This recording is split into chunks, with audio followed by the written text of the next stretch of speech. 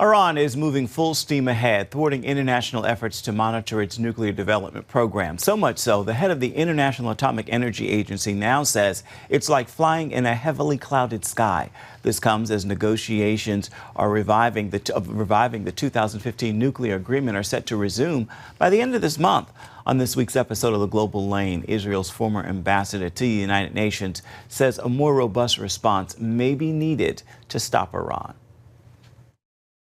I cannot understand it. We know that the Iranians are lying from the beginning. Since the day the agreement was signed back in 2015, and we'll see what's happening today on the ground. You look at the nuclear capabilities, enrichment of the uranium, the ballistic missile tests, and I ask myself, how can the P5+1 still believe them? And as we speak, they are actually trying to convince the Iranians to re-enter the agreement, the same bad agreement that was signed in 2015. I cannot get it. I think the U.S. should lead a different approach and should actually demand from the Iranians to stop with their aggression, to stop with their nuclear ambitions, and not to actually give them the legitimacy that they want to receive by re-entering the JCPOA. So how far have they come? I know Iran has proceeded aggressively to enrich uranium ever since the U.S. abandoned the 2015 Joint Comprehensive Plan of Action. It's now at a 60% level. And I've got to remind our viewers that a level of 90% is weapons grade. Once you hit 60%, it doesn't take long to reach 90. So how far away do you think the Islamic Republic is from actually possessing a nuclear weapon? Well, the numbers you mentioned are accurate. And I want to remind you and the viewers that with North Korea, it was exactly the same.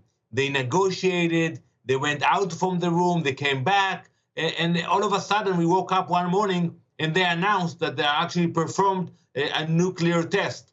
We cannot allow Iran to be at the same situation. And it's not only about Israel. All the moderate countries, the strongest allies of the U.S. in the region, are saying it very clearly. We should not allow Iran to become nuclear and to have that capability. And that's why we, in Israel, we are determined to block them, even if it means it will be only us fighting against their ambitions. Well, I wanted to ask you about that because both President Biden and U.S. Secretary of State Antony Blinken insist that Iran will not be allowed to develop a nuclear weapon on their watch. But do you really believe them? How sincere is the U.S. commitment to prevent Iran from doing so? So here in the Middle East, time has a very important meaning. And the Iranians, they are very patient. They can wait. They can wait for another president. They have seen presidents come and leave the White House. You know, they dealt with President Obama, with President Trump, now President Biden, and they are moving forward. So, you know, declarations are important, but actual actions are much more important in the Middle East. And if the U.S. and the other Western democracies will not take actions against Iran, and we will hear only declarations, they will continue with their deception, with their lies, to the goal of achieving a nuclear bomb. I think the key is deception, what you said. And we saw long gas lines recently in Iran just last month after a cyber attack occurred against their fuel supply. And that came just a few days, I guess, after Iran launched missiles against U.S. troops in Syria. And your country's been preparing its Air Force for a possible strike against Iranian nuclear facilities. So is diplomacy dead at this point? Is the military option the only one that remains? What's the best way to resolve this nuclear dispute at this point? I think we should apply more pressure. We should reinstate the sanctions. They were very effective back when Trump was in power. I think we should look at other economical measures.